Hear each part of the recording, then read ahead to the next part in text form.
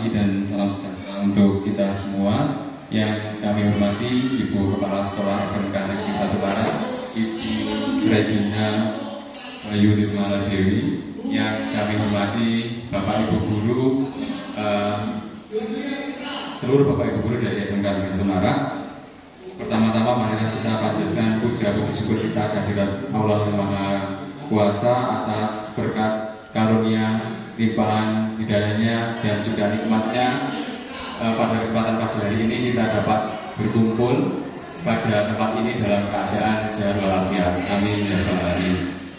Salawat dan salam semoga kita terlimpahkan kepada junjungan kita Nabi Agung Muhammad Sallallahu Alaihi Wasallam. Beliau adalah uswah hasanah untuk kita semua. Semoga kita semua senantiasa diberikan kekuatan untuk menjalankan sunnah-sunnah beliau.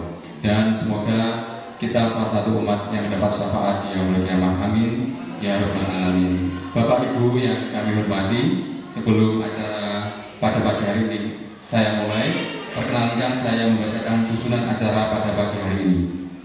Susunan acara yang pertama pembukaan, yang susunan selanjutnya sambutan dari dan penguatan dari Ibu Kepala Sekolah, acara ketiga penyampaian materi, dan acara keempat penutup. Bapak Ibu hadirin yang kami hormati, sebelum acara ini kita mulai, marilah acara pada pagi hari ini kita buka bersama dengan membaca bacaan basmalah. Bismillahirrahmanirrahim. Acara yang selanjutnya sambutan dari Ibu Kepala Sekolah sekaligus penguatan kepada kami, kepada beliau kami persilahkan.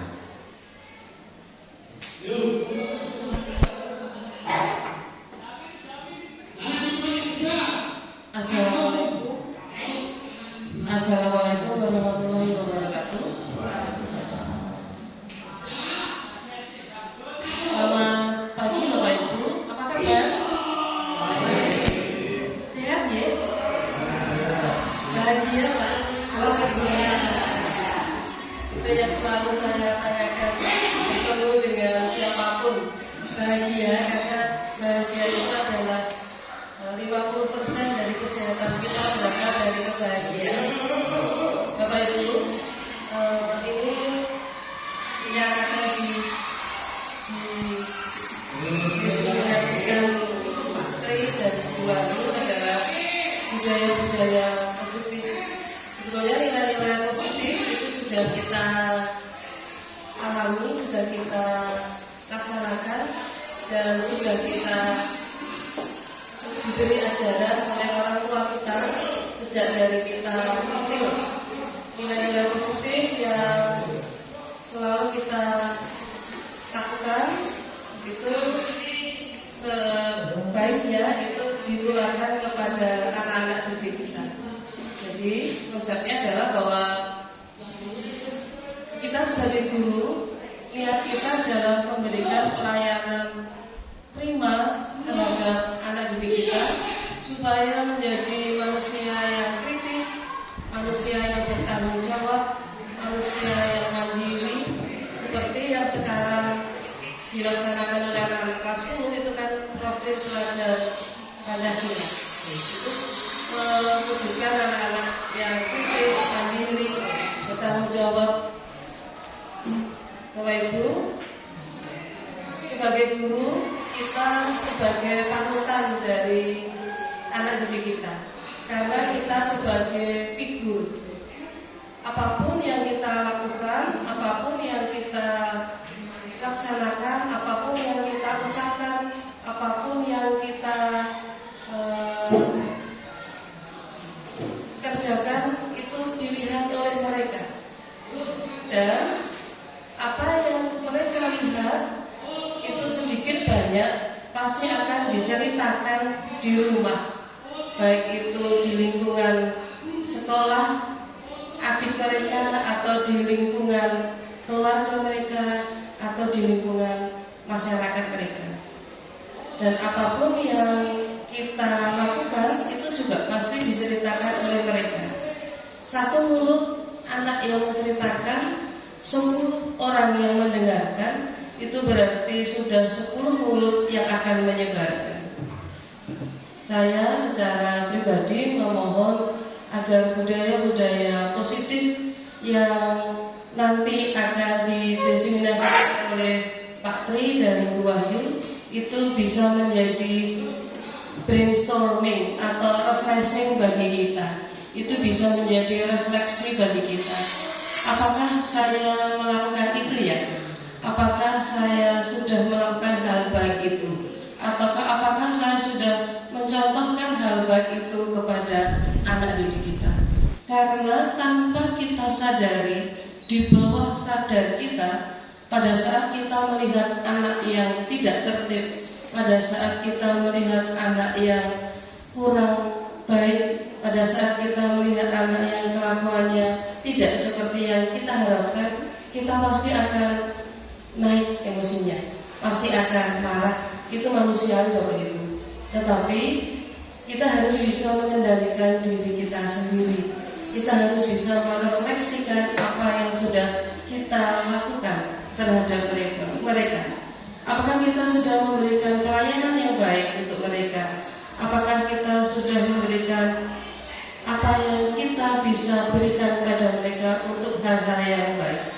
Kalau misalnya itu belum, masih ada waktu untuk memperbaiki diri. Jadi ini diseminasi itu untuk para senior menjadi brainstorming. Apakah kita kalau ada anak yang terlambat itu langsung kita hukum? Ataukah hukuman itu mendidik? Ataukah hukuman itu hanya terkesan hukuman fisik?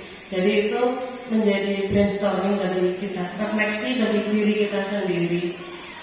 Saya berharap di SMKN 1 Melarat semuanya satu bahasa, yaitu memberi pelayanan kepada peserta didik dan mempersiapkan peserta didik menjadi manusia yang kritis, manusia yang bertanggung jawab, manusia yang mandiri, manusia yang bisa mengembangkan dirinya sendiri. Sehingga apa yang disampaikan oleh Pak Tri dan Bu Wahyu, saya kira bukan Pak Tri dan Bu Wahyu lebih tahu ya, tetapi ini hanya sebagai refleksi bagi diri kita. Mungkin nanti kalau setelah apa yang disampaikan Pak Tri dan Bu Wahyu, materi yang disampaikan oleh beliau, kita bisa pulang refleksi, oh ternyata saya harus ada perbaikan dari diri sendiri. Karena kita tidak bisa meminta orang lain berubah pada saat kita sendiri tidak berubah. Kita tidak bisa meminta orang lain maju pada saat kita sendiri tidak ingin maju. Jadi Bapak Ibu, dengan semboyan SMK bisa hebat, SMK bisa, SMK hebat, SMK bisa hebat, darah dan daging kita adalah SMK. Jadi apapun yang kita berikan kepada siswa adalah mempersiapkan anak untuk bekerja, berwirausaha, atau melanjutkan studi. Akhir kata, wassalamualaikum warahmatullahi wabarakatuh.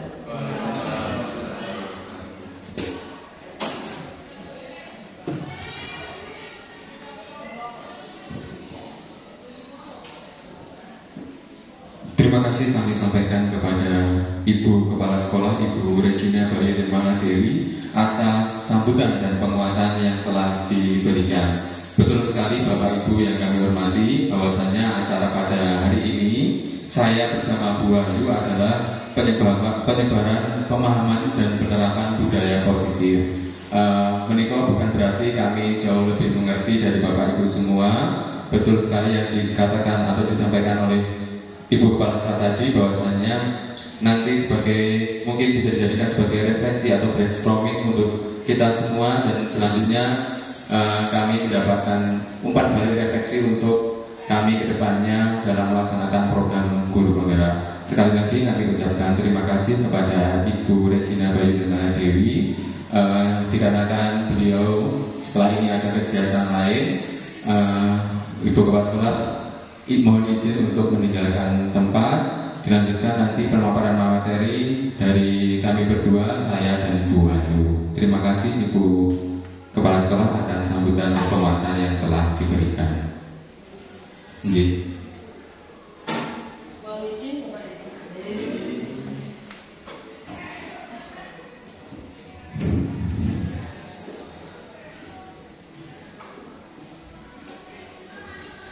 Baik Bapak Ibu, acara saya lanjutkan memasuki acara ketiga, penyampaian materi penyebaran pemahaman dan penerapan budaya positif pendidikan guru penggerak angkatan 9 yang akan disampaikan oleh saya sendiri, Tricaya Nurul Rafiq, calon guru penggerak angkatan 9 kelas 174A, dan Ibu Wahyu Dewi Suryandari. Maaf, saya ulangi lagi, Ibu Wahyu Dewi Suryandari, calon guru penggerak angkatan 9 dari kelas 174A juga. Secara berkolaborasi, kami akan bergantian menyampaikan materi.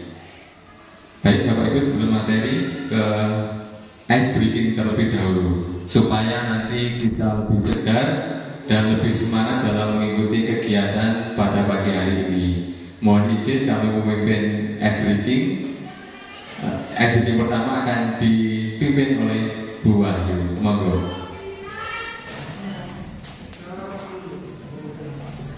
Sebelumnya, Assalamualaikum warahmatullahi wabarakatuh.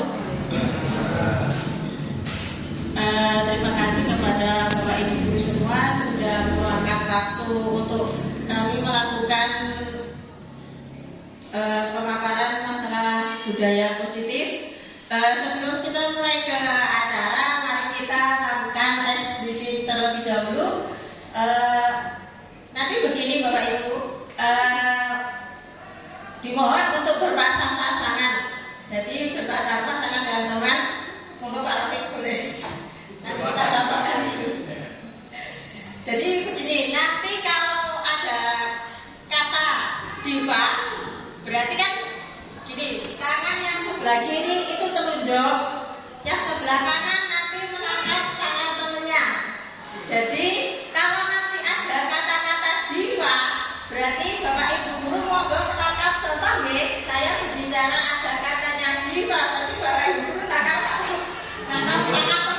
Jadi dua konsentrasi Bapak Ibu guru.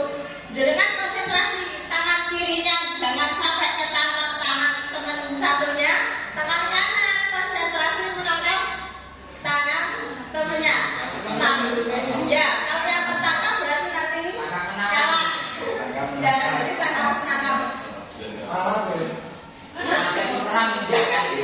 jadi tangan jangan ditangkap. Jadi tangan saja. Contoh.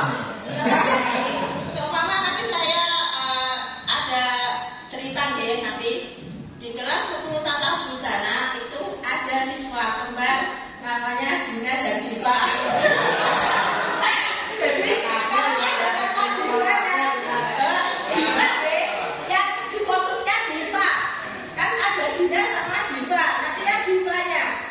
Kalau ada kata Diva berarti nanti orang itu menangkap temannya. Tapi jangan sampai panjenengan semua menangkap, tapi ternyata tangannya juga ketangkap. Seperti itu bisa dipahami? Bisa.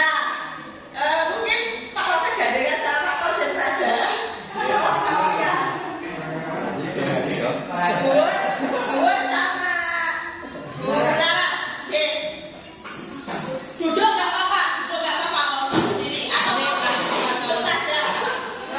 Contoh dulu atau langsung ini? Langsung aja, kan sudah ditonton Pak Kadi.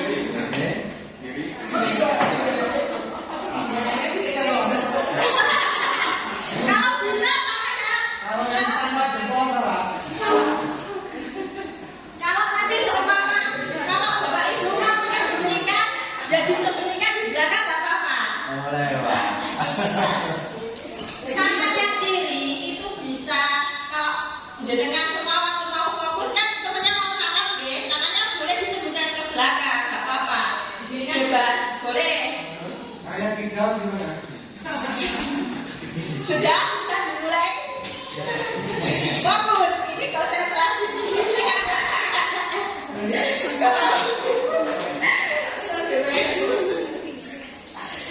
Sudah deh, saya mulai. Kelas 10 tata busana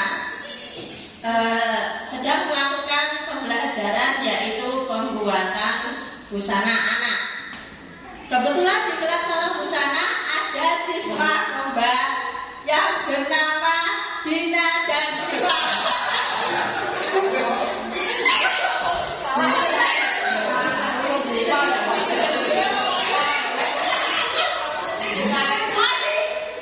Dina semuanya udah sini.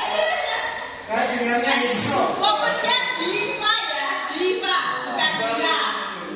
Sudah saya lanjutkan, belum ada yang ketangkap deh, aman. Berarti masih berkomunikasi. Dina cenderung lebih pendiam daripada Diva.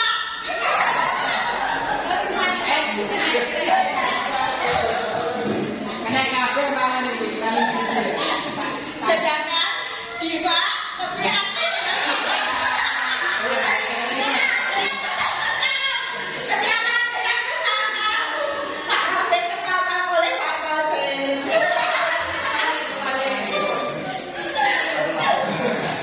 Mau dilanjutkan lagi loh Bu? Berarti nanti yang ketangkap gimana? Dikasih konsep tadi. Kesepakatan. Saya lanjutkan ya. Dina mengerjakan tugas lebih terlambat daripada Diva.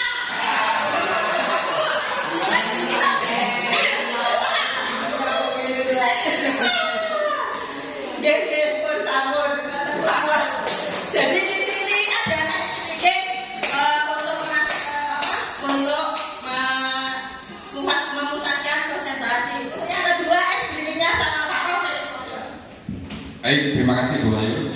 Setelah kita menangkap jari, kita sudah mulai fresh, mulai kembali ke pusat perhatian kita ke materi. Tapi ada satu lagi ice breaking. Jadi tadi sudah kita bergerak, sekarang kita yang bergerak adalah pikiran kita. Jadi ada ice breaking namanya tebak gambar. Jadi tebak gambar. Jadi ada gambar 1, gambar 2, dan gambar 3. Nah, dari gambar-gambar ini nanti akan memunculkan satu buah kata atau dua buah kata. Jadi ini dari maksud dari gambar ini nanti adalah satu atau dua buah kata. Ya, dari gambar kemudian ada clue berupa tulisan. Ini mohon untuk dirangkai menjadi satu atau dua buah kata. Dari gambar yang pertama mungkin ada yang sudah tahu gambar pertama itu gambarnya apa, ya?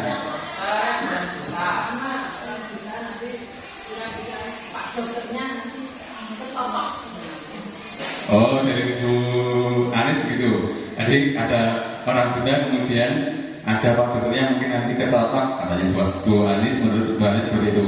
Padahal ini judulnya adalah tadi merangkai kata. Dari gambar itu, dari clue yang ada di gambar itu, kata apa yang dimaksud. Jadi bisa terdiri dari satu kata atau dua buah kata. Ada dokter, kemudian ada sedikit clue-nya. Ada dokter dan ada orang buta. Yang dokter itu di atasnya ada ke. Kemudian yang buta itu B-nya diganti dengan huruf K. B-nya dicoret, kemudian diganti huruf K. Maka oh ya maaf, T-nya diganti huruf K. Buta, T-nya diganti huruf K. Ya, ada dokter, kemudian ada kata ke. Sinten yang sudah ketemu? Kebuka. Apakah jawabannya kebuka? Belum. Belum tepat. Bukan kebuka. Ada dokter. Dokternya tidak ada yang dicoret, langsung ada tambahan ke. Ke dokter kota. Padahal yang dicoret itu T-nya diganti. Gimana, Bu? Dokter bukan. Ke dokter bukan. Betul sekali ya Bu ya. Jadi ada dua kalimat. Ke dokter bukan. Coba dicek jawabannya Bu Laras. Jawabannya adalah ke dokter bukan. Oke, betul sekali dari Bu Gusta. Kemudian yang kedua, gambar yang kedua,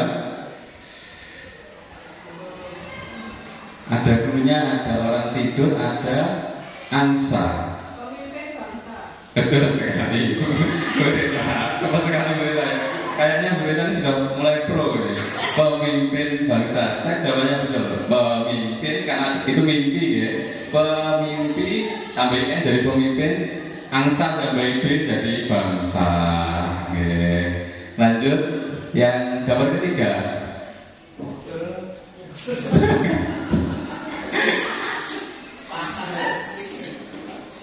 Itu ada gambar seperti itu, kemudian huruf T-nya dicoret, kemudian ada gambar yang kedua huruf apa yang dicoret itu? Huruf ya, T-nya dicoret, diganti K dan ada huruf itu.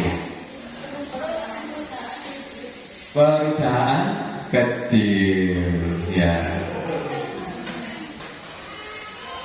Betul sekali.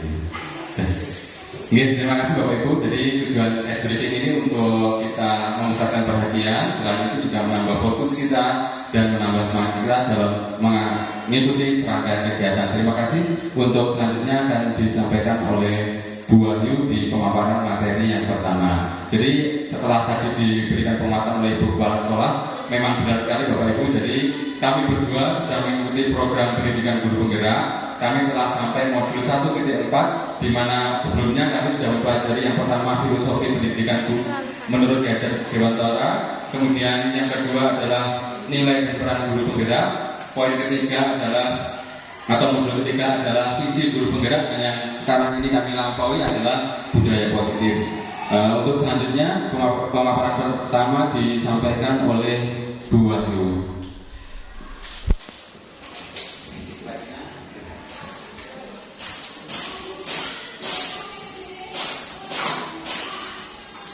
Ini untuk selanjutnya yaitu materi tentang budaya positif. Apa itu budaya positif? Budaya positif merupakan perwujudan dari nilai-nilai atau keyakinan universal yang diterapkan di sekolah. Kira-kira budaya positif apa itu? Perlu apa tidak Bapak Ibu untuk kita terapkan di sekolah? Ya, budaya positif itu perlu sekali kita terapkan di sekolah. Pentingnya membangun budaya positif di sekolah sesuai dengan filosofi Ki Hajar Dewantara, yaitu pendidikan yang berpihak pada murid untuk membantu mencapai visi guru. Yaitu jadi kita bisa menerapkan pembelajaran yang berpihak kepada murid atau siswa. Saya yakin di sini Bapak Ibu guru semua sudah lebih berpengalaman dari saya dan Kak Rofik dalam melakukan pembelajaran, karena untuk yang Bapak Ibu guru di sini sudah Bapak Ibu guru yang senior. Jadi pembelajaran itu kita terapkan sebisa mungkin yang berpihak kepada murid atau siswa. Kita memberikan kebebasan kepada murid di saat kita melakukan pembelajaran seperti itu. Berpihak kepada murid itu biasanya kan kalau saya sendiri Bapak Ibu dulu pernah melakukan pembelajaran itu teacher center atau berpusat kepada guru. Jadi kita melakukan ceramah, kita melakukan pemaparan materi, dan di situ anak-anak itu pasif dalam melakukan pembelajaran. Nah, ternyata di sini di program guru penggerak itu ada namanya berpusat pada murid. Jadi pembelajaran itu di mana guru itu sebagai fasilitator, seperti itu. Next. Nah, di sini materi budaya positif itu mampu mengembangkan anak-anak yang memiliki karakter yang kuat sesuai profil pelajar Pancasila, seperti yang sudah kita terapkan untuk kelas 1 dan 2 sudah juga melaksanakan namanya P5, yaitu sesuai dengan profil pelajar Pancasila. Di situ dalam budaya positif, peran guru yaitu membangun budaya positif. Jadi kita dapat mendorong siswa atau memberikan contoh siswa dalam membangun budaya positif, yaitu membangun keyakinan yang menumbuhkan dan mengembangkan budaya positif yang ada di sekolah kita khususnya. Nah, apa aja yang nanti kita bahas di sini? Jadi yang pertama yaitu perubahan Yang kedua, disiplin positif, kebutuhan dasar manusia, nilai-nilai kebajikan, keyakinan kelas, motivasi perilaku manusia, posisi kontrol guru, dan segitiga restitusi. Sebenarnya kemarin itu ada 6, cuma kita kaitkan dengan perubahan pada paradigma belajar. Nah, ini pembelajaran dengan paradigma baru. Pembelajaran dengan paradigma baru merupakan pembelajaran yang dirancang berdasarkan prinsip pembelajaran berdiferensiasi, sehingga para peserta didik belajar sesuai kebutuhannya berdasarkan tahap perkembangan sesuai dengan teori untuk mewujudkan profil pelajar Pancasila. Saya yakin bahwa Ibu Guru sudah hafal dengan 6 poin yang ada di profil pelajar Pancasila. Yang pertama, beriman bertakwa kepada Tuhan Yang Maha Esa, berkebinekaan global, mandiri, bergotong royong, bernalar kritis, dan kreatif. Perubahan paradigma belajar sesuai teori kontrol. Yang pertama, ilusi mengontrol murid.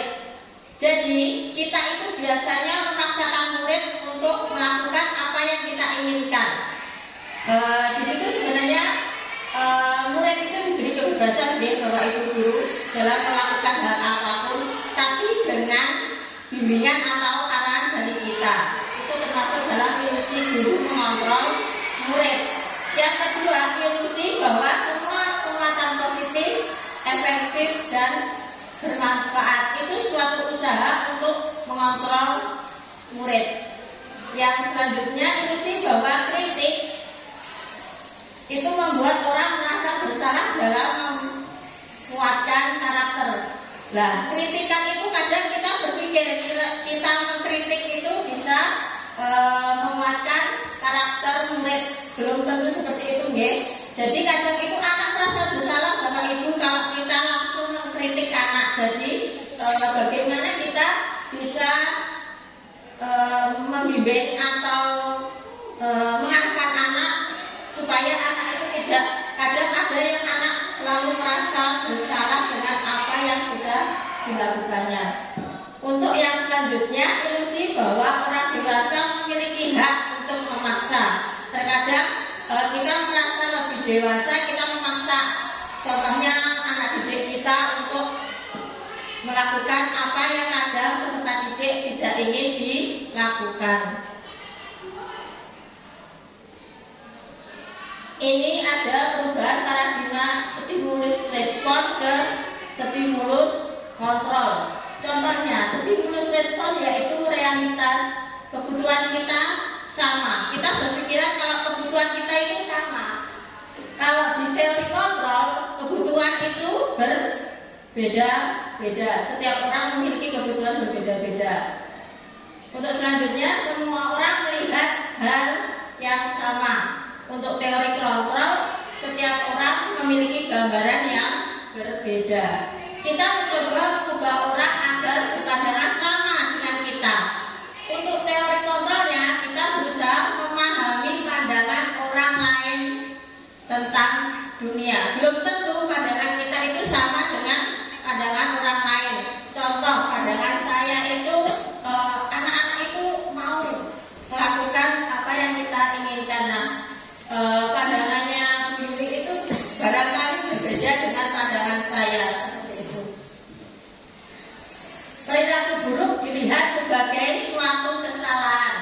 Itu kalau stimulus respon. Kalau untuk teori kontrol, semua perilaku memiliki tujuan. Jadi belum tentu Bapak Ibu anak melakukan dalam artian kesalahan itu kita cek atau kita sudah menjudge-nya dengan perilaku yang buruk. Barangkali dengan apa yang sudah dilakukan anak itu ada tujuan atau ada alasannya tersendiri mengapa anak tersebut melakukan kesalahan itu. Jadi tidak semata-mata semua anak yang memiliki kesalahan itu sudah orang lain bisa mengontrol saya. Kalau teori kontrol itu hanya Anda yang bisa mengontrol diri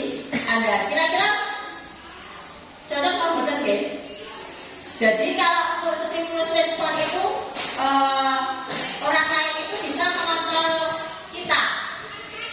Kalau untuk teori kontrol itu hanya kita sendiri yang bisa mengontrol diri kita sendiri, ya kan? Kita dengan apa yang kita lakukan itu biasanya sesuai dengan keyakinan atau pendapat apa ya? Kontrolnya dari diri kita, tidak terpengaruh oleh orang lain. Untuk selanjutnya pemaksaan ada pada saat rujukan gagal, itu untuk stimulus respon. Kalau untuk teori kontrol yaitu kolaborasi dan konsensus menciptakan pilihan-pilihan baru. Selanjutnya model berpikir menang kalah. Kalau untuk teori kontrol model berpikir menang dan menang.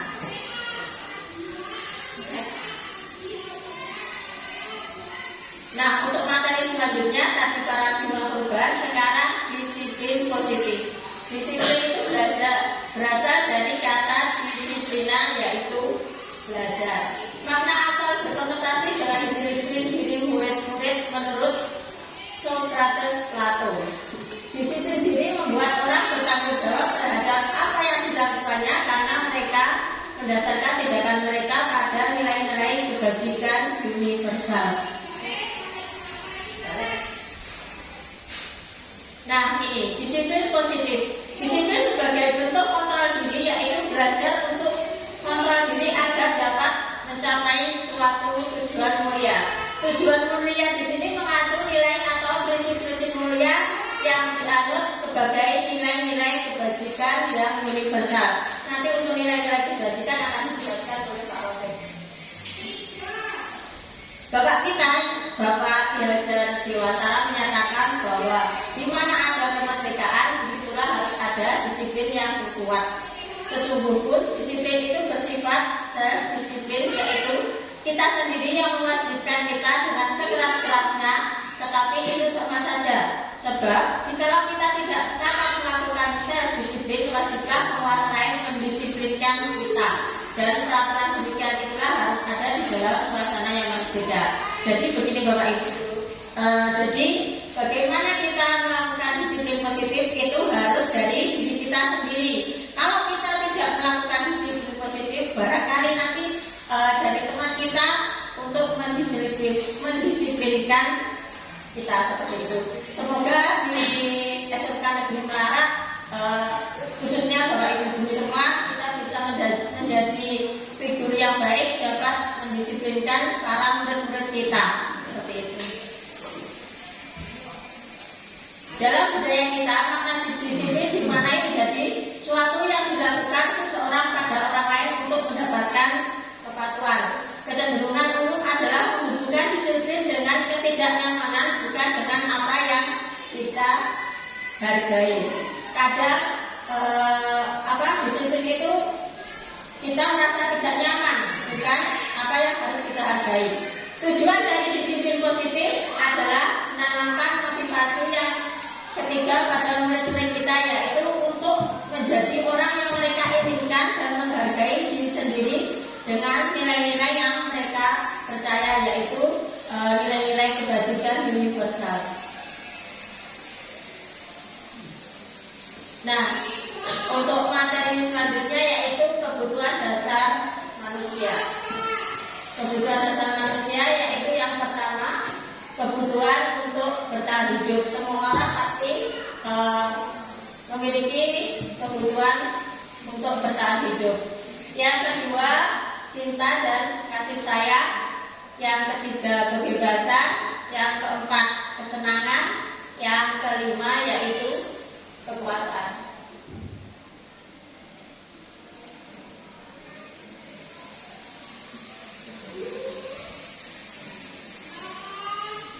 Untuk materi selanjutnya akan dilanjutkan oleh Pak Rofik.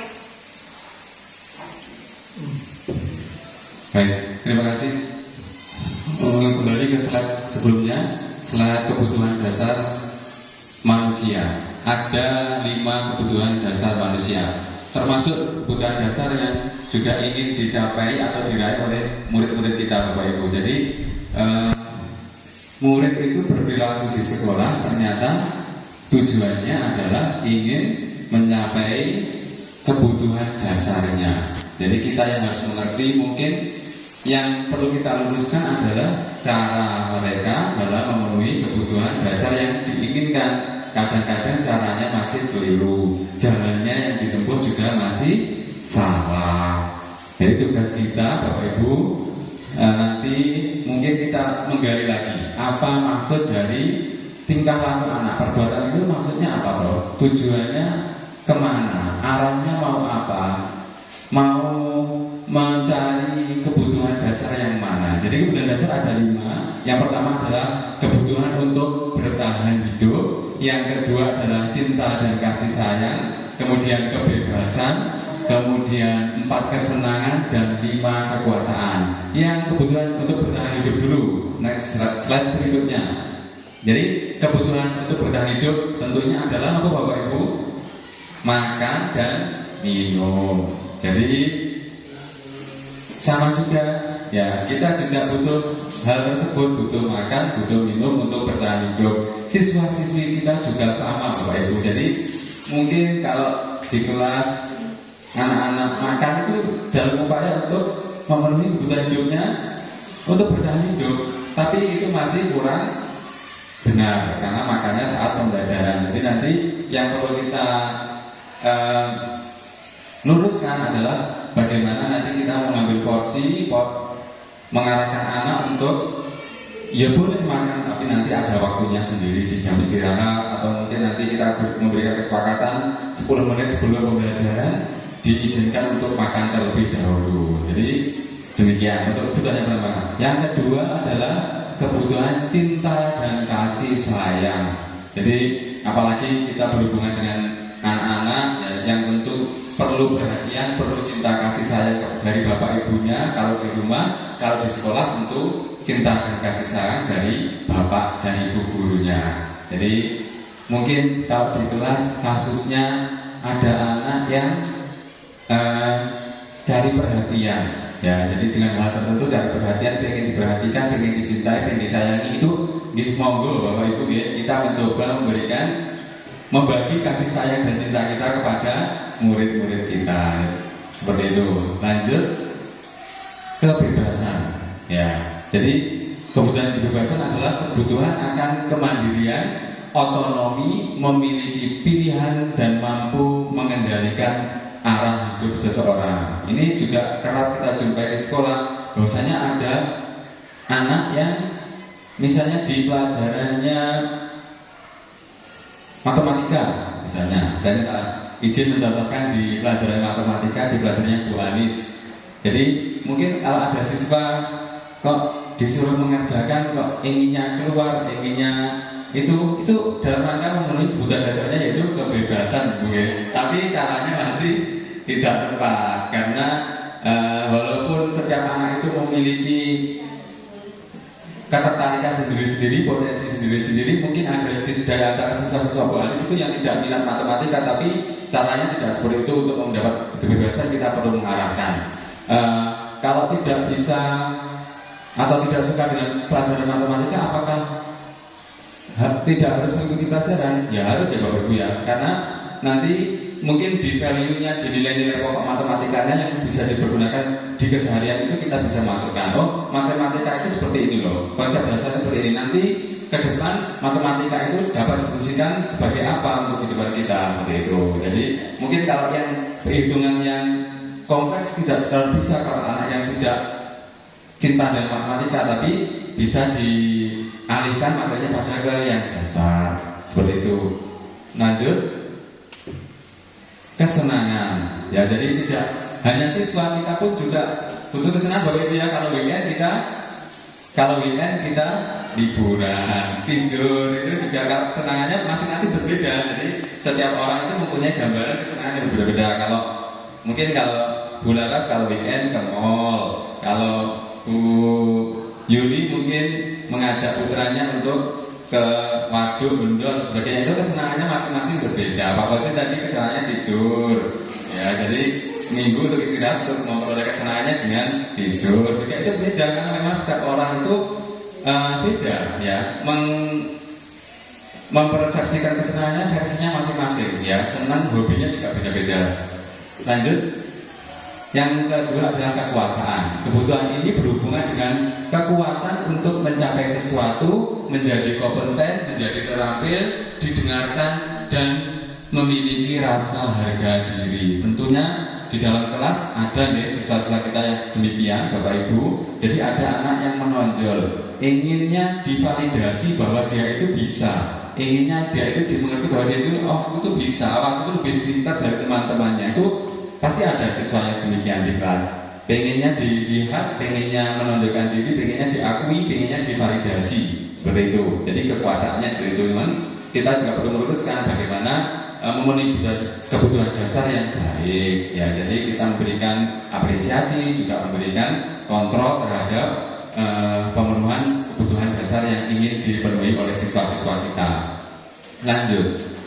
Nah, dari 5 kebutuhan dasar tadi muncullah istilah yang namanya dunia berkualitas, Bapak Ibu ya. Jadi dunia berkualitas adalah tempat khusus dalam pikiran kita, tempat kita menyimpan gambaran representasi dari semua yang kita inginkan bisa berisi orang-orang, kemudian hal-hal dan apa saja yang terbaik dalam hidup kita, dan membuat kita merasa bahagia dan terpenuhi kebutuhan dasar kita ketika kita membayangkannya. Jadi dunia berkualitas. Bapak itu punya ya dunia berkualitasnya? Punya. Jadi siswa-siswi kita ternyata juga punya dunia berkualitas masing-masing. Nah, ada orang-orang yang dicintai ya, tentunya keluarga, suami, istri, terus orang tua, terus ada hal-hal yang terbaik, impian, pengen menjadi wakil misalnya. Itu juga masuk dalam dunia berkualitasnya ya. Jadi siswa pun sama, mungkin gambaran representasi dari dunia berkualitas masing-masing anak itu berbeda. Bagaimana ya kita mengetahui semua hal itu ternyata koneks antara kebutuhan dasar dan dunia berkualitas setiap orang yang berbeda-beda. Memang kodrat penciptaan manusia itu berbeda, ya Bapak Ibu. Kodrat penciptaan manusia itu berbeda, satu yang lainnya itu berbeda. Namun demikian kita ada di sekolah ada aturan, ada nilai-nilai kebajikan yang kita harus laksanakan. Lanjut. Nah, ini ada contoh kasus, Bapak Ibu bisa dilihat contoh kasus kira-kira kebutuhan dasar apa yang ingin dipenuhi dari contoh kasus yang pertama. Saya bacakan contoh kasusnya. Bimo, seorang anak TKB, selalu berlari ke ruang kelas menuju jalan raya di depan sekolahnya yang ramai dengan kendaraan. Tingkahnya membuat Bu Guru Bu Ani bingung dan seringkali lari mengejarnya. Kemudian Bimo menjawab, "Aku bosan belajar mewarnai terus di dalam kelas, Bu." Kira-kira ini kebutuhan dasar yang ingin diraih oleh Bimo apa nggih? Napa nggih? Kebebasan. Betul Bu Wahyu, kebebasan ya? Ya, betul sekali. Jadi pengennya bebas, pengennya tidak terikat di dalam kelas untuk mewarnai, sudah bosan dengan belajar mewarnai dulu. Pengennya bebas, itu kebutuhan dasar kebebasan, betul sekali. Next. Nah, ini ada contoh kasus yang kedua. Contoh kasus yang kedua. Ibu guru bilang, "Aku tidak boleh bersenandung sewaktu mengerjakan tugas.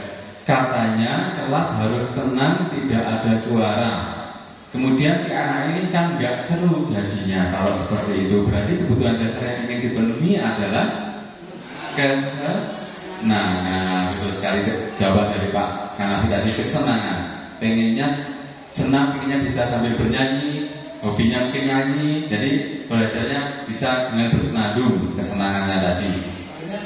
Boleh, monggo. Boleh. Iya, sambil langsung saya tanya yang kasus yang kedua.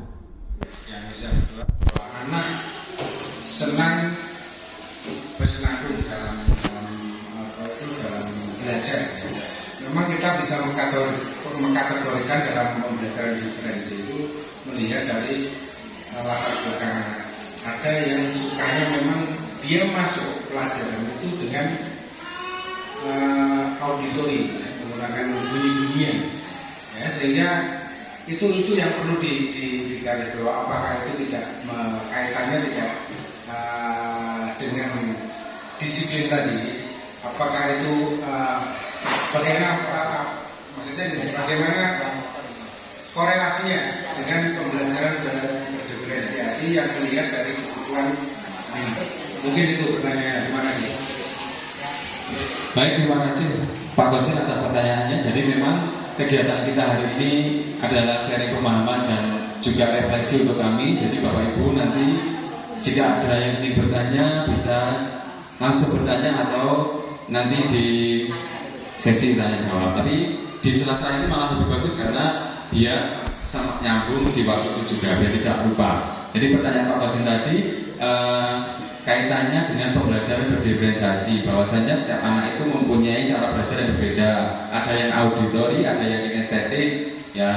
Kemudian kalau di kelas dengan kasus seperti itu tidak boleh bersenandung suatu pembelajaran. Apakah itu membatasi dari kemampuan anak yang auditori, yang inginnya mendengarkan? Jadi betul Bapak Ibu ya, dari pelaksanaan pembelajaran itu kita harus mengetahui bagaimana kebutuhan anak dan bagaimana cara belajar anak.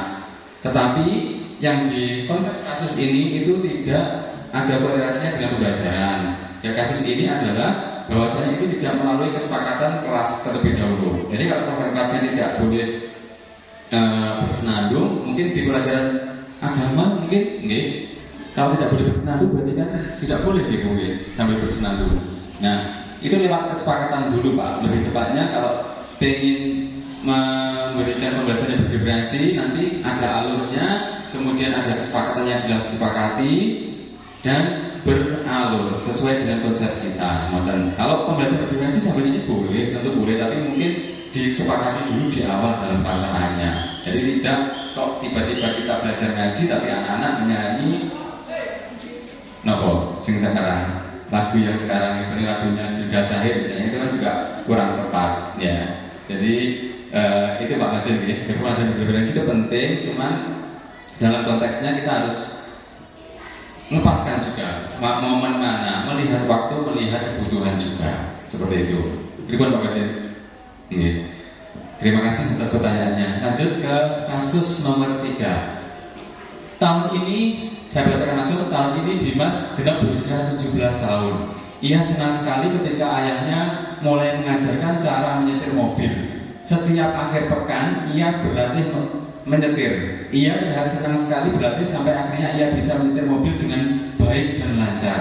Ketika ibunya bertanya pada Dimas, apa yang membuat dia ingin bisa menyetir mobil saya ulang lagi, ketika ibunya bertanya, apa yang membuat dia ingin bisa menyetir mobil? Kemudian Dimas menjawab, ya supaya bisa jalan-jalan, naik mobil sama teman-temanku. Jawabannya seperti itu. Kira-kira ini yang pengen dipenuhi kebutuhan dasar yang mana oleh Dimas? Dimas menjawab, ya biar bisa jalan-jalan Bu, naik mobil sama teman-temanku.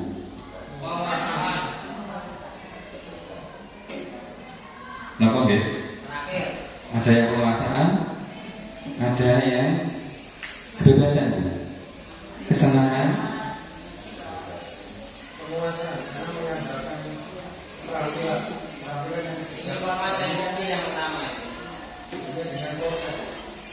dengan proses. Tapi jawabannya Dimas adalah biar bisa jalan-jalan Bu, naik mobil sama teman-temanku.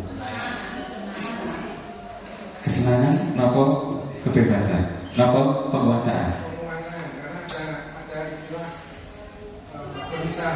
berusaha mengajak teman-teman itu juga menguasai ya, yang menjadi ringan menunjukkan Bahwa dia bisa, menunjukkan bahwa dia bisa. dia menunjukkan dia lebih. Iya. Baik, terima kasih Bapak Ibu ya. Versinya berbeda-beda ya, tapi di versi ini jawaban yang tepat adalah cinta dan kasih sayang. Ya. Jadi yang dikejar itu adalah keinginannya ya sama teman-temannya. Ya, jadi konteksnya itu yang bersama dengan teman-temannya, bukan proses yang di awal belajar kemudian endingnya bisa-bisa. Tapi jawaban Dimas itu dari pertanyaan ibunya itu jawabannya adalah bisa jalan-jalan Bu, naik ke teman-temanku. Betul. Jadi cinta kasih sayang. Next, ke soal yang terakhir, contoh kasus nomor 4. Dinda seorang anak kelas 2 SD. Oke. Dari sini kelihatannya 2 Bu, ternyata 3. Saya ulangi lagi. Dinda seorang anak kelas 3 SD. Begitu tiba di rumah, sepulang dari sekolah menangis dan mengadu pada ibunya bahwa dia benci pada Ibu Rani gurunya. Dengan kata-kata seperti ini, aku sebel. Gambarku tidak rapi, malah ibu guru nunjukin ke teman-temanku di depan kelas. Kira-kira dari kasus ini kebutuhan dasar apa ya yang ingin dipenuhi si Dinda ini? Kayaknya kebebasan. Indikatornya no Bu, kebebasan Bu. Indikatornya adalah yang karena setiap inspirasi mempunyai gambaran. Jadi mungkin saya anggap punya saya bagus. Begitu. Jadi gambarannya menurut orang perlu diturunkan. Oke. Jadi menurut Pak Anies seperti itu tadi. Jadi jawabannya adalah kebebasan. Ada pendapat lain, Bapak Ibu? Cinta. Karena apa Pak? Karena Quran itu tidak mengelak menjas satu anak saja, tidak membimbing kalau ini kurang rapi, ini kurang begitu, sehingga dia itu butuh cinta dan kasih sayang dari kita. Jawabannya yang tepat adalah penguasaan. Betul kan Bu Yuli ya? Penguasaan. Karena ini Bu ya, konteksnya adalah ini dari kata-kata siswanya. Aku sebel, gambarku tidak rapi, malah ibu guru nunjukin ke teman-temanku di dalam kelas. Jadi merasa tidak dihargai menjadi seorang individu. Tadi kan indikatornya penguasaan seperti itu ya. Pengen dihargai, pengen dinilai bahwa dia itu validasi, bahwa dia itu mampu, dia itu bisa. Jadi di kasus ini tidak ada kegiatan tersebut, malah menjatuhkan si Dinda ini. Maten nggih Bapak Ibu. Lanjut. Nah, ini disiplin positif tadi sudah ada di slide awal, di slide-nya Bu Reta tentang disiplin positif menurut KHD ini belajar di Mantoro, dan koneksinya disiplin positif dengan nilai-nilai kebajikan. Next, saya lanjutkan lagi. Nah, dari disiplin positif itu nanti yang dikejar apa tuh Bapak Ibu? Disiplin positif itu yang dikejar adalah nilai-nilai kebajikan. Yang pertama ini nilai-nilai kebajikan universal dalam kurikulum Merdeka ada 6, atau yang sering kita sebut, kita dengar dengan apa? Penguatan profil pelajar Pancasila. Jadi profil pelajar Pancasila ada 6 nilai yang diinginkan oleh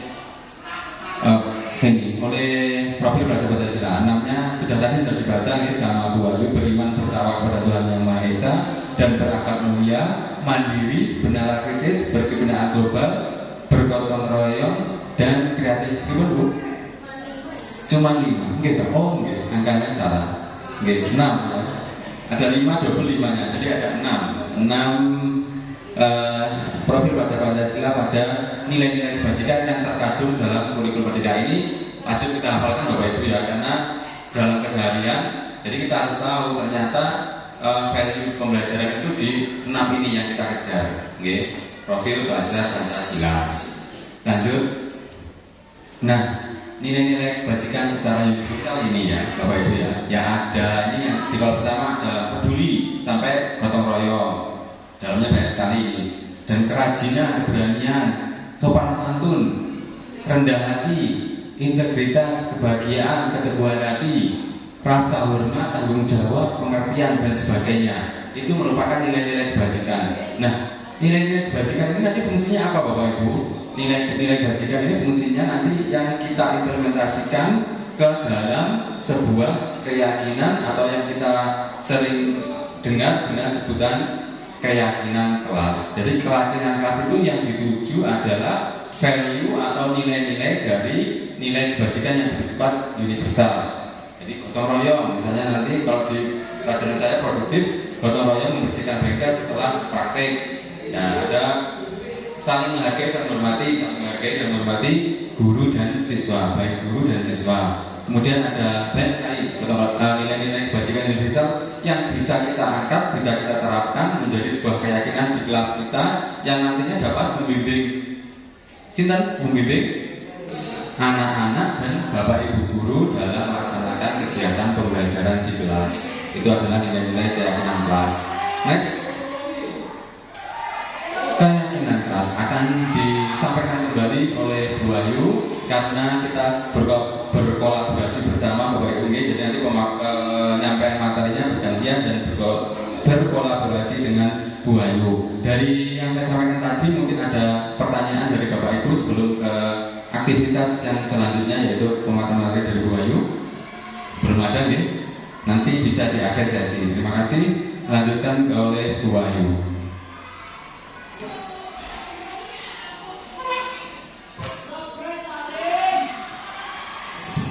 Untuk selanjutnya yaitu materi keyakinan kelas. Ini ada kaitannya dengan nilai-nilai kebajikan yang sudah disampaikan oleh Pak Rafiq tadi di Bapak Ibu Guru. Mengapa tidak peraturan saja?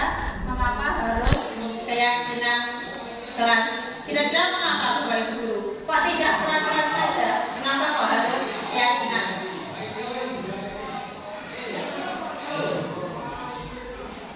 Pak Rafiq. Kalau keyakinan itu berarti semua kedua belah pihak itu meyakini kebenaran tentang aturan.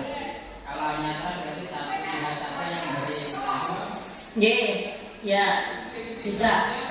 Jadi untuk mengapa kok tidak peraturan tapi keyakinan kelas? Jadi kalau keyakinan kelas itu kita susun bersama-sama dengan siswa-siswa kita di kelas. Kalau peraturan mungkin dari salah satu pihak memberikan peraturan, contohnya sekolah memberikan peraturan atau peraturan di kelas yang harus dilakukan oleh siswa. Jadi lebih enak atau lebih efektif kalau kita membuat keyakinan kelas daripada peraturan kelas. Nah, ini tadi contohnya, mengapa kita memiliki peraturan harus menggunakan helm di saat berkendara? Itu tujuannya untuk keselamatan atau kesehatan kita.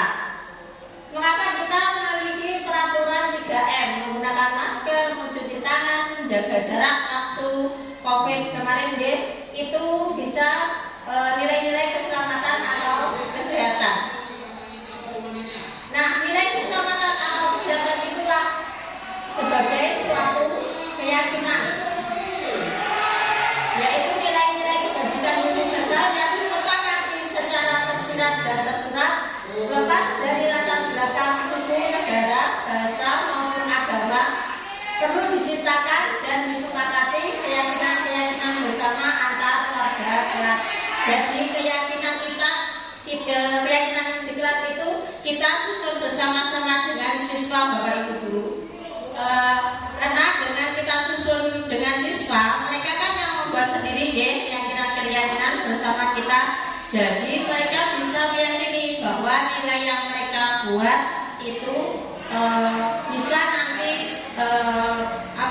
membantu dalam mewujudkan kelas yang lebih kondusif lagi. Untuk mendukung motivasi intrinsik, maka keyakinan lebih menggerakkan seseorang dibandingkan mengikuti serangkaian peraturan-peraturan. Barangkali kalau kita hanya mengasih peraturan ke anak-anak masih keberatan. Dan dengan keyakinan kelas, dengan dibuat bersama, diyakini bersama, anak-anak lebih enjoy untuk melaksanakan.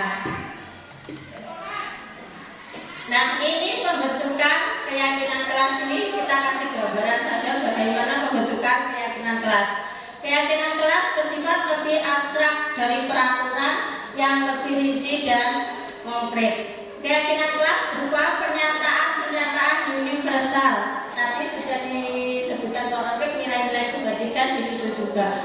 Pernyataan keyakinan kelas senantiasa dibuat dalam bentuk positif. Kalau kita membuat peraturan kan lebih ke bentuk negatif, Bapak Ibu. Kalau untuk keyakinan kelas ini bentuk kita nanti positif.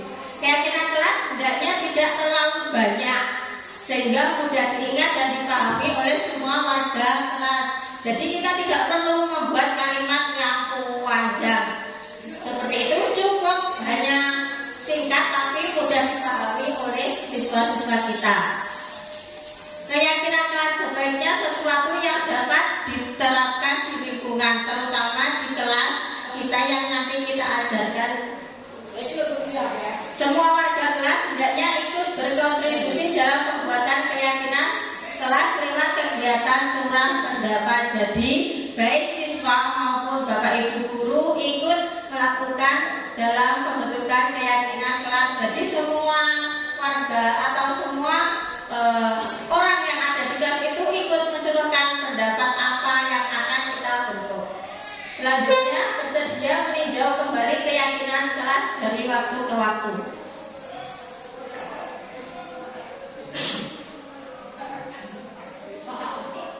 Nah, ini contohnya Bapak Ibu. Yang sebelah kanan itu peraturan, kalau yang sebelah kiri itu keyakinan. Selalu kembalikan buku ke tempatnya. Nilainya yaitu tanggung jawab. Dilarang mengganggu orang lain. Itu menghormati orang lain. Gunakan masker. Itu masuk nilainya ke kesehatan keselamatan. Yang keempat, jangan berlari di kelas atau koridor. Itu keselamatan dan keamanan. Nah, ini dari contoh tampak dan tidak tampaknya. Ada hormat, bekerja, rasa diterima dan dimiliki. Contohnya yang kasih contoh yang pertama saja, ini hormat. Tampak, datang tepat waktu. Itu yang tampaknya. Yang tidak tampaknya sering hadir terlambat. Menyapa teman dan guru setiap hari. Untuk tidak tampaknya taat kepada teman dan guru. Mengembalikan barang teman yang telah dipinjam dan mengucapkan terima kasih. Tidak tampaknya tidak mengembalikan barang yang telah dipinjam dan meletakkan barang di sembarangan tempat. Ini kegiatan pendalaman keyakinan kelas. Bagian seperti ini tabel Y namanya Y.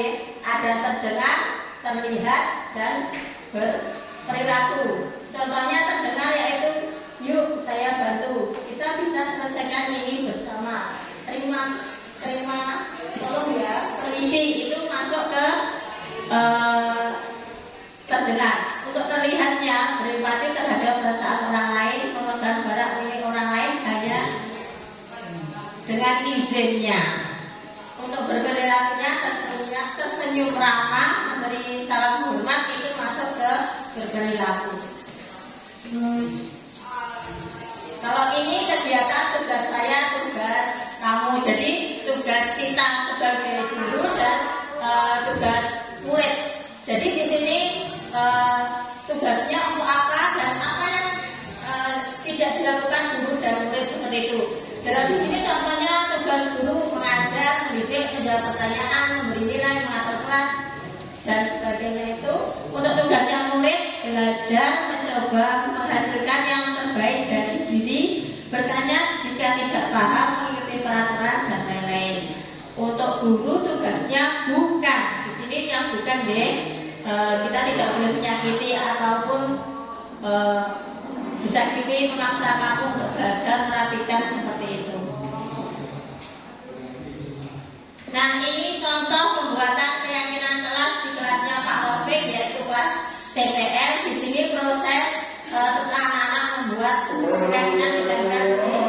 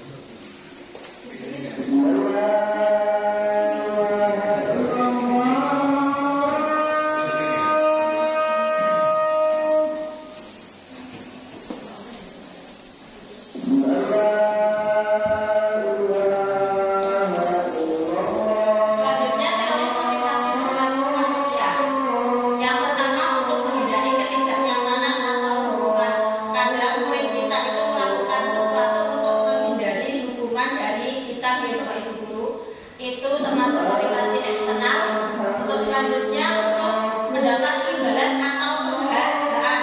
Murid itu melakukan sesuatu yang mereka kerjakan karena ada imbalannya atau iming-iming dari kita semua. Itu termasuk motivasi eksternal untuk menghargai diri sendiri dengan nilai-nilai yang dipercaya menjadi insan sesuai harapan. Itu termasuk motivasi internal, yaitu tujuan dari disiplin positif. Nah, ini ada contoh dari motivasi eksternal maupun motivasi intrinsik. Di sini ada penghukum, pembuat orang merasa bersalah, teman, pemantau, dan manajer.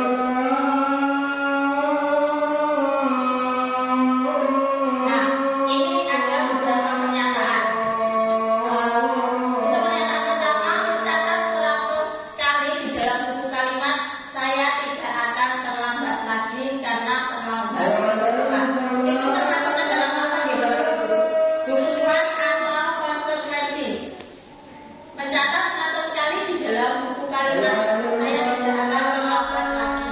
Termasuk hukuman atau konsekuensi.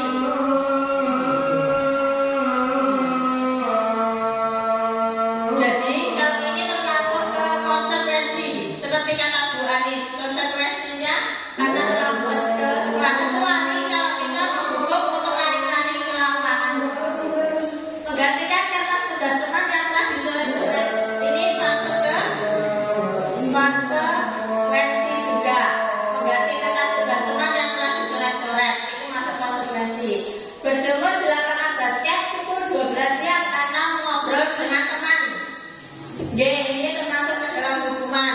Jadi inti dari ini itu kita dalam membuat keyakinan kelas itu sebisa mungkin jangan memberikan hukuman kepada siswa atau peserta didik. Jadi kalau bisa kita memberikan konsekuensi yang harus dijalani oleh siswa yang sudah melakukan kesalahan. Nah, ini ada kasus di bawah Ibu Guru. Ibu Anas, guru kelas 2 SD mendapat masalah.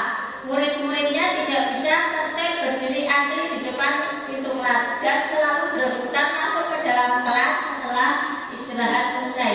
Ini tentunya sangat mengganggu proses pembelajaran, di mana kelas tidak dapat mulai tepat waktu karena Ibu Anas sibuk menenangkan murid-muridnya untuk waktu cukup lama. Akhirnya Bu Anas berpikir cepat dan mengandalkan stiker bintang.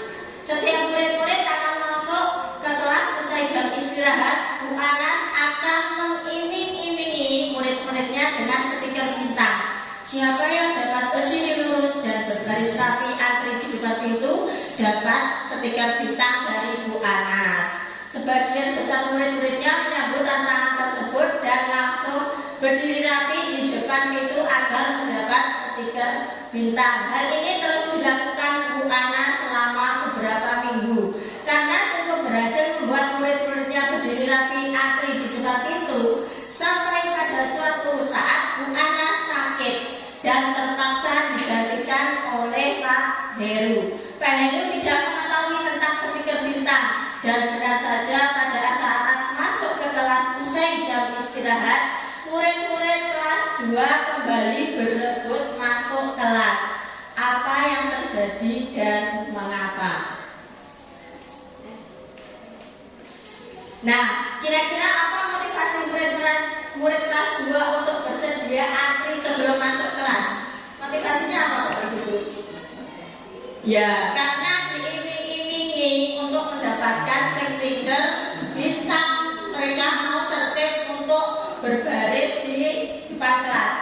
Kira-kira ada cara lain untuk bersedia antri tanpa diberi stiker bintang? Ada cara lain supaya tidak anak-anak itu melakukan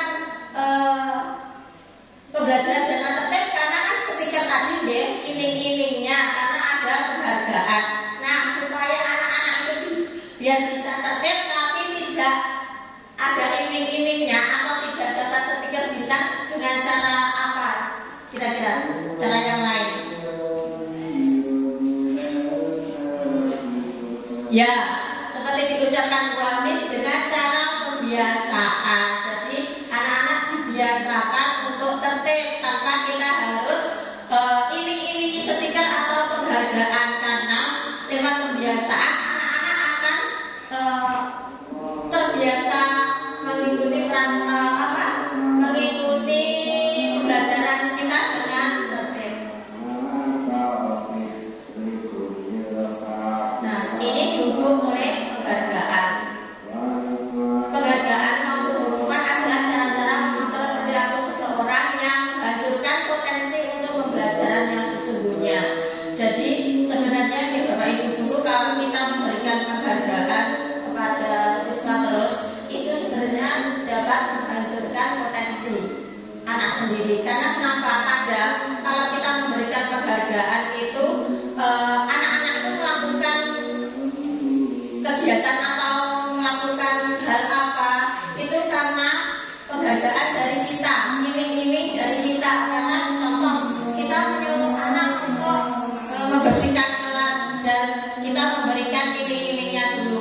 Nanti ibu kasih uang sekian seperti itu. Nah, jangan, kalau bisa jangan kita biasakan seperti itu untuk memberikan penghargaan.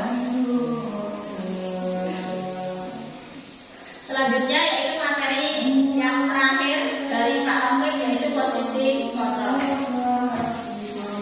Oke, terima kasih Bu Wahyu atas waktunya. Saya lanjutkan lagi Bapak Ibu ya, tinggal beberapa materi lagi. Nanti juga akan kami tayangkan video dari praktek sedikit instruksi sebentar saja. Lanjut. Baik, 5 posisi kontrol guru. Ada 5. 1 penghukum, pembuat rasa bersalah, kemudian yang 3 sebagai teman, pemantau, dan manajer. Ini adalah 5 posisi kontrol guru. Lanjut, saya jelaskan penghukum. Penghukum artinya menggunakan hukuman fisik maupun verbal. Kalau yang pembuat orang merasa bersalah menggunakan keheningan yang membuat orang lain merasa tidak nyaman bersalah, biasanya dengan kata-kata. Ya, nanti ada contohnya. Kemudian yang ketiga sebagai teman, guru tidak menyakiti murid, tetap berupaya mengontrol melalui persuasi. Yang keempat pemantau. Yang keempat pemantau ini posisi pemantau berdasarkan pada peraturan-peraturan dan konsekuensi. Jadi penindakan atas peraturan-peraturan dan konsekuensi yang ada. Yang kelima adalah manajer. Guru berbuat sesuatu bersama murid, mempersilahkan murid bertanggung jawab perilakunya, mendukung murid menemukan solusi atas permasalahannya sendiri. Jadi di antara kelima posisi kontrol guru ini tentu kita sudah mengaplikasikan ya Bapak Ibu di keseharian kita. Tentunya juga bervariasi, mungkin dari saya berbeda dengan juga dari Bapak Ibu guru dalam mengatasi permasalahan anak dengan 5 posisi kontrol yang ada. Jadi sudah kita terapkan. Namun apakah posisi kontrol yang kita terapkan itu sudah tepat? Tentu kita masih berupaya. Ya, jadi saya sendiri juga berupaya. Jadi dari 5 posisi kontrol restitusi ini yang paling ideal kita terapkan adalah pada posisi manajer. Tapi apakah kita sudah pada posisi tersebut? Mari kita merefleksikan diri kita, Bapak Ibu ya. Saya juga demikian, Bapak Ibu juga diharapkan demikian agar pada posisi ideal sebagai posisi kontrol seorang manajer. Next. Nah, ini dari contoh penerapan posisi kontrol, ini tabelnya kecil, semoga terbaca. Jadi ada contoh, nyatanya saya bacakan satu saja. Di penghukum menghardik, menunjuk-nunjuk, menyakiti siswa. Ya, jadi kalau tidak ada salah seperti itu. Kemudian membuat orang merasa bersalah itu biasanya dengan perkataan halus tapi mengenai hati, Bapak Ibu. Kenapa kamu kok seperti itu? Seharusnya kamu tuh nggak seperti itu. Kamu kok nggak ngerti? Pak Guru, Bu Guru itu sudah melakukan yang terbaik. Kamu kok berbuat salah seperti itu? Halus tapi menyakiti hati, mengenai hati. Kemudian sebagai teman, membuatkan alasan-alasan untuk muridnya dengan kata-kata, ayolah lakukan demi ibu. Seperti teman ya, kita pendekatannya seperti teman. Jadi ayolah lakukan ini demi ibu. Kemudian yang selanjutnya pemantau, biasanya dengan gini, kamu kok melakukan kesalahan itu, kamu tidak tahu apa peraturan yang ada di sekolah. Kamu seharusnya tahu peraturan yang ada di sekolah. Itu pemantau, mengkoneksikan dengan peraturan dan konsekuensi yang ada. Nah, yang paling dia adalah sebagai manajer, biasanya dengan kata-kata apa yang kita yakini, ya, apa yang kita percaya, apa yang kita keyakinan kelas, apa yang kita sudah sepakati kemarin. Kenapa kok kamu melakukan kesalahan itu? Padahal kita punya keyakinan kelas. Kamu tentu masih ingat kan dengan keyakinan kelas kemarin, ya seperti itu kalau di keyakinan kelas. Next. Nah, sekarang ada pertanyaan Bapak Ibu, ya, ada pertanyaan ini. Minta tolong Bapak Ibu dalam keseharian tentu Bapak Ibu sudah menerapkan posisi kontrol yang tadi, okay? Ini coba Bapak Ibu tuliskan yang besar, satu atau dua posisi kontrol yang Bapak Ibu biasa terapkan di keseharian di kelas, yang paling sering Bapak Ibu terapkan. Posisi kontrol apa kira-kira? Apakah sebagai manajer tadi yang ideal tadi, atau penghukum, atau pembuat rasa bersalah? Sebelumnya Bu Asdalia, ada penghukum, pembuat orang merasa bersalah, pembuat teman, pemantau, atau manajer? Satu boleh, dua boleh. Yang paling sering boleh satu, boleh dua. Nanti kita refleksikan bersama-sama. Ini tidak ada jawaban yang salah Bapak Ibu, ya. Karena ini jawabannya benar semua. Tidak ada jawaban yang salah. Karena ini berkenaan dengan keseharian kita. Yang paling sering dilakukan, ya, tidak ada jawaban yang salah. Semua jawaban benar. Nanti kita coba refleksikan bersama-sama. Tidak ada yang salah dengan jawaban Bapak Ibu semua. Oke. Nah. Sudah, oke, coba kita refleksikan bersama dari jawaban Bapak Ibu. Oke. Mungkin yang belum Bu Wahyu bisa diambil, kemudian sambil mengambil kita refleksikan bersama-sama. Mana nanti yang paling banyak? Oke. Yang pertama ada teman dan manajer. Yang kedua teman. Yang ketiga penghukum, pemantau. Yang keempat penghukum. Ya, ada bervariasi sekali. Ini Bapak Ibu nanti yang lain masih proses menulis, tapi kita bahas dulu ya. Yang paling banyak ini adalah teman dan penghukum. Itu ternyata sama juga dengan saya ini. Oke. Kemarin saya juga lihat kalau anak salah itu biasanya kita hukum. Kalau anak berbuat hal mungkin kita juga begitu sebagai teman, karena anak-anak kita anak-anak yang sudah beranjak dewasa. Jadi mungkin kita kayak seperti teman itu enak, nyaman gitu ya. Tetapi begini Bapak Ibu, memang posisi kontrol yang ideal itu manajer, tetapi di penerapannya nanti kita bertahap untuk pada level yang ideal tersebut. Tentu dari penghukum itu kita rubah menjadi sebuah tadi apa Bu? Bapak Ibu, konsekuensi. Jadi kita memberikan pemahaman ke anak dulu kalau melakukan itu konsekuensinya apa toh, ya.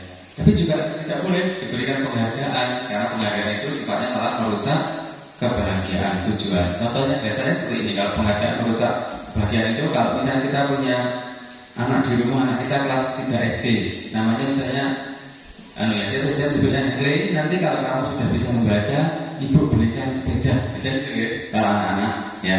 Kemudian kalau kamu nanti kamu sudah bisa sampai juz Iqra juz atau sudah masuk ke Al-Quran, sudah selesai Iqra-nya, nanti bapak belikan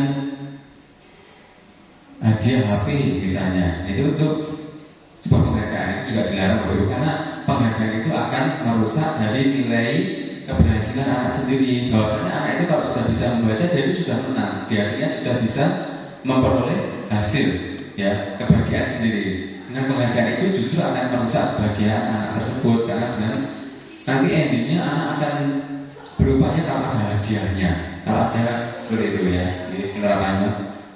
Next. Jadi posisi kontrol Bapak Ibu itu tidak ada yang salah. Mungkin nanti kita berupaya Bapak Ibu ini bersama-sama berkolaborasi bersama, bagaimana nanti kalau kita awalnya sebagai penghukum, sebagai teman teman atau sebagai pembuat rasa bersalah itu kita alihkan kepada posisi manajer untuk anak-anak kita bersama. Next, restitusi.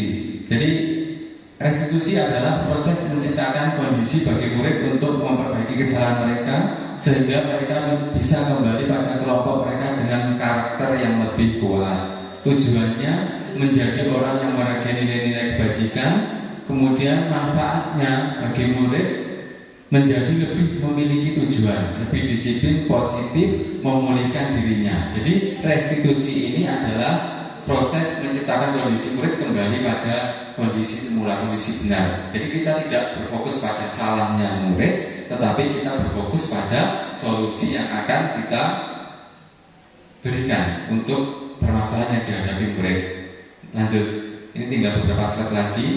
Ciri-ciri restitusi mulai dari yang pertama, kemudian yang ini yang paling penting adalah nomor 3 ya, menuntut untuk melihat ke dalam diri, kemudian fokus pada karakter bukan tindakan. Nah ini fokus pada solusi, mengembalikan murid yang berbuat salah kepada kelompoknya tanpa menghancurkan citra dirinya. Itu proses restitusi, tidak melalui hukuman, tidak melalui tadi yang membuat rasa bersalah dan sebagainya tadi. Tapi prosesnya seperti ini. Lanjut. Nah ini ada tahapan restitusi Bapak Ibu ya. Ada 3 tahap restitusi. Yang pertama menstabilkan identitas, kemudian validasi tindakan yang salah, dan yang terakhir adalah menanyakan keyakinan yang telah disepakati. Jadi ada caranya seperti ini dalam menempuh segitiga restitusi. Nah ini dilewati saja ya, dilewati saja. Ini bisa dibaca sendiri. Nanti langsung ke contoh kasus ya. Ini adalah pertama, nanti bisa Bapak Ibu lihat bagaimana penyelesaiannya dengan segitiga restitusi. Yang pertama contoh kasusnya saya bacakan dulu.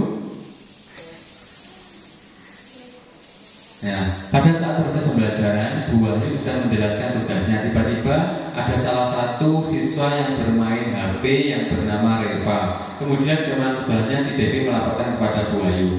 Ini akan coba diselesaikan Bu Wahyu dengan menggunakan prinsip segitiga restitusi. Mari kita saksikan bersama. Ada 3 tahap tadi ya. Jadi anak-anak untuk tugasnya hari ini itu kalian membuat desain. Desainnya jadi Dipercepat saja pada kasusnya. masing-masing. Dan untuk warna satu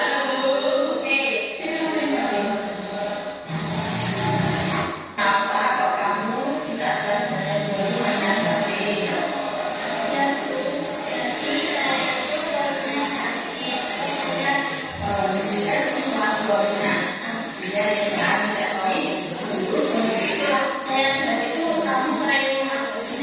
Nah, ini pada menstabilkan identitas dengan pertanyaan-pertanyaan tadi. Kemudian ada validasi tindakan yang salah. Guru itu pengen tahu kenapa kamu berbuat seperti itu, apa alasan yang mendasari kamu melakukan tindakan seperti itu.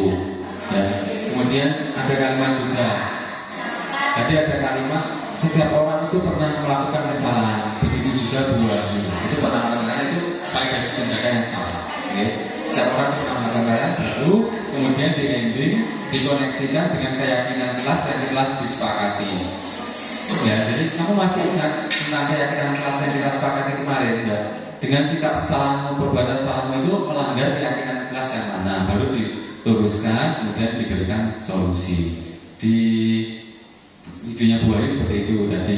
Kemudian yang contoh kedua, dipercepat sama penerapan segitiga mereka agar kalau berkomunikasi pertanyaan yang salah. Pak Rafiq ingin menyelesaikan permasalahan yang dialami Yudika tersebut menggunakan prinsip segitiga restitusi. Oke, permasalahannya ini Yudika sering terlambat datang ke sekolah.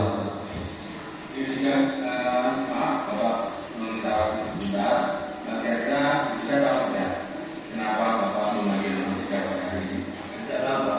Ini di tahap pertama di menstabilkan identitas. Bapak dari dulu, kamu akhir-akhir ini sering ya datang lambat ke sekolah ya? Iya Pak. Baik.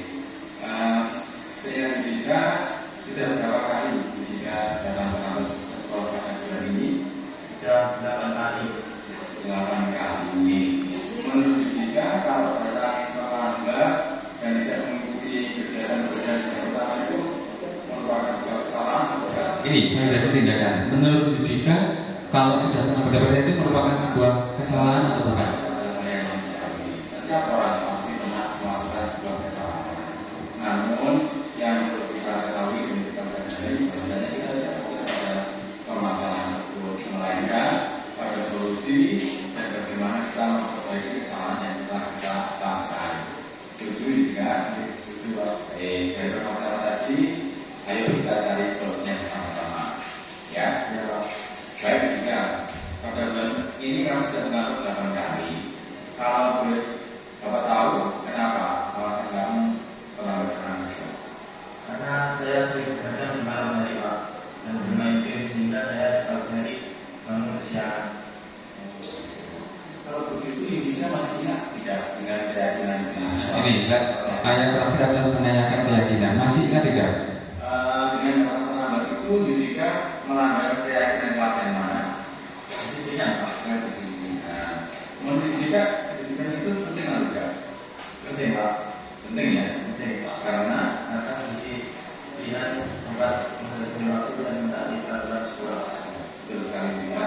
Nah, selain menghargai waktu, disiplin itu juga menghargai guru yang ada di kelas, menghargai teman-temanmu. Terima kasih. Sudah di stop dulu videonya karena sudah pada level menanyakan keyakinan, gitu, Bapak Ibu. Jadi kalau ada sesuatu masalah, mungkin nanti monggo kita secara bertahap bisa menerapkan penerapan segitiga restitusi dalam penyelesaian permasalahan anak. Mulai dari tadi yang pertama adalah menstabilkan identitas, kemudian validasi tindakan yang salah, kemudian kita menanyakan keyakinan sehingga akan ketemu solusi dari permasalahan anak tanpa ada hukuman, melainkan kita beralih kepada keyakinan kelas yang diraih dengan konsekuensi yang harus dilakukan ketika melanggar keyakinan yang telah disepakati. Demikian mungkin presentasi dari saya dan Bu Wahyu. Intinya pada kesempatan kali ini adalah kegiatan kami berdua.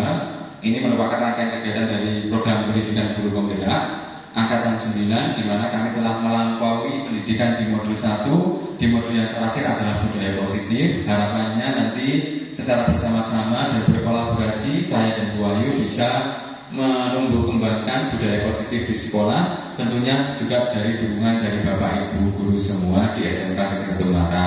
Dan besar harapan kami nanti Bapak Ibu guru yang ada di sini yang datang di acara pada pagi hari ini bisa bergabung pada kegiatan atau pendidikan guru penggerak di angkatan yang saat ini buka, yaitu angkatan 9. Nanti kita bisa berkolaborasi bersama untuk memajukan sekolah lewat dari implementasi pendidikan guru penggerak yang kita lalui. Jadi pentingnya kolaborasi dalam kegiatan guru penggerak ini sangat penting karena kita tidak bisa berjalan sendiri, Bapak Ibu.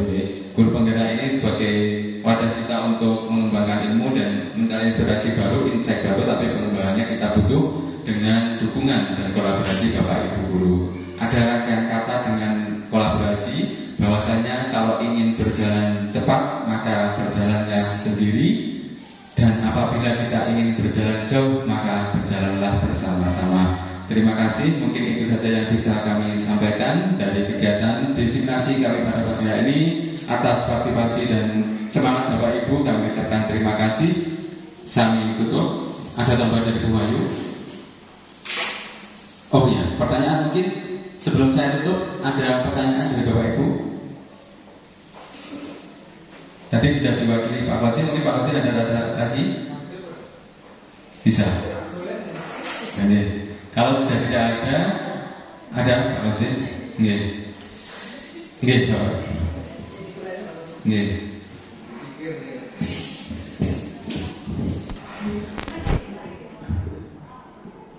Oke, terima kasih. Ada hal yang baru, masukan baru, sesuatu hal yang baru tentang bagaimana kita cara mendisiplinkan siswa di sekolah. Artinya bahwa saya hanya mengkonfirmasi aja, mohon nanti diperjelas sedikit bahwa memang yang kita terapkan dulu kita menggunakan aturan sekolah namanya, belum sampai di tingkat keyakinan kelas. Tapi kalau melihat dari struktur yang tadi diterangkan bahwa memang harus ada patokan Bapak ya, di sekolah, mungkin ini nanti diperjelas tadi. Sekolah itu punya patokan dengan aturan-aturan. Nah, ini yang lebih rinci tadi. Tapi kalau kesepakatan tadi adalah yang lebih universal atau lebih umum yang harapannya yang kebaik. Mungkin ini sebuah pernyataan aja. Mungkin saya perlu penjelasan dengan konsep kesepakatan kelas yang menghasilkan disiplin positif yang baik. Mungkin itu, terima kasih. Baik, terima kasih Pak Kasim atas pertanyaannya. Saya jawab dulu, nanti mungkin bisa ditambahkan oleh Bu Ayu. Jadi benar kata Pak Kasim, kalau untuk sekolah kita mungkin kita masih melakukan peraturan, belum keyakinan kelas. Apakah peraturan itu harus dihilangkan dan diganti keyakinan kelas? Tidak Bapak Ibu ya, karena peraturan yang ada di sekolah itu mungkin sudah ada yang baik. Cuman yang perlu diperbaiki adalah strukturnya agar menjadi sebuah keyakinan yang lebih positif dan lebih mengarah pada nilai-nilai kebajikan universal yang kita sepakati bersama dengan anak. Intinya begini, kalau misalnya di peraturan itu mungkin kalimat yang disusun, kemudian ejakan yang ada atau tata bahasanya masih menggunakan kalimat-kalimat yang negatif, misalnya dilarang, jangan. Kemudian nanti kalau di peraturan endingnya kalau melanggar adalah dihukum, ya dihukum, endingnya dihukum. Kalau di keyakinan adalah konsekuensi. Jadi kita buat strukturnya lebih positif, ya menghindari kalimat-kalimat negatif, jangan, dilarang, dan juga menghindari hukuman. Karena pada dasarnya hukuman itu kadang-kadang tidak relevan, ya hukuman itu hanya satu arah, tidak dua arah.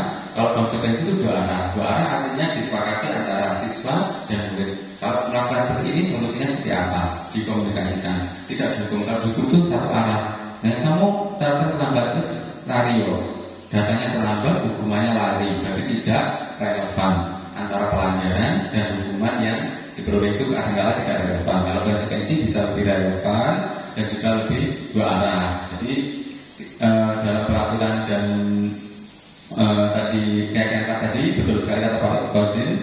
Jadi nanti kita rubah dari peraturan itu secara bertahap, bagaimana peraturan itu dihubungkan dengan keyakinan kelas, nilai-nilai kebajikan universal, kemudian kata-katanya diubah menjadi positif, dan kemudian dikelompokkan mana yang nilainya sama, nilai kebajikannya sama, mana yang nilainya bertanggung jawab, dikelompokkan ke bertanggung jawab, yang saling menghargai, seperti itu Pak Wasin ya. Jadi nanti memang prosesnya seperti itu.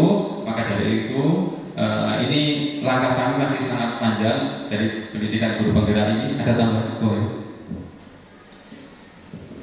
Ya, mungkin tambahan dari saya untuk masalah keyakinan kelas, kalau saya kemarin melakukan itu tetap mengacu kepada peraturan-peraturan sekolah juga. Kemarin yang sudah saya terapkan di jurusan busana, kebetulan di kelas saya yang saya ajar itu saya ajak untuk menyusun sebuah keyakinan kelas, tetap mengacu kepada peraturan-peraturan khususnya peraturan-peraturan yang ada di sekolah itu.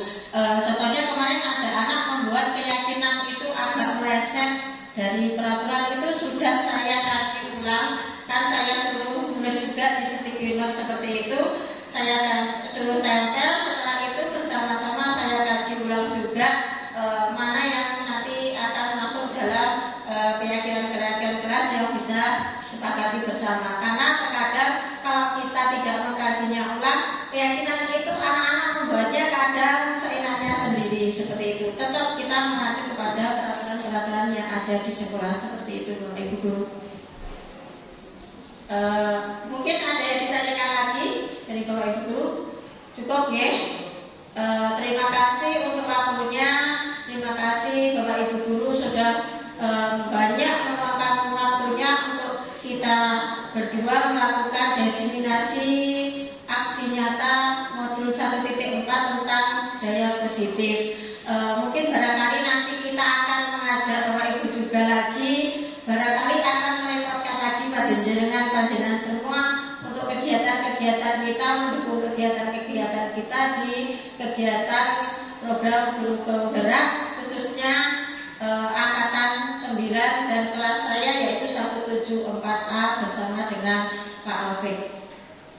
Demikian dari kami, mohon maaf bila ada salah kata. seperti yang diucapkan Pak Rafiq, di sini kami tidak untuk menggurui panjenengan semua. Di sini kami memberikan pengalaman kami juga di program Guru Penggerak. Semoga dengan program Guru Penggerak ini nanti bisa membuat sekolah kita lebih baik lagi, menuju ke perubahan-perubahan lebih baik lagi, mewujudkan visi yang kita inginkan semuanya. Seperti itu, demikian dari saya dan Pak Rafiq. Sekali lagi mohon maaf, wabillahi taufiq wal hidayah, wassalamualaikum warahmatullahi wabarakatuh. Waalaikumsalam warahmatullahi wabarakatuh.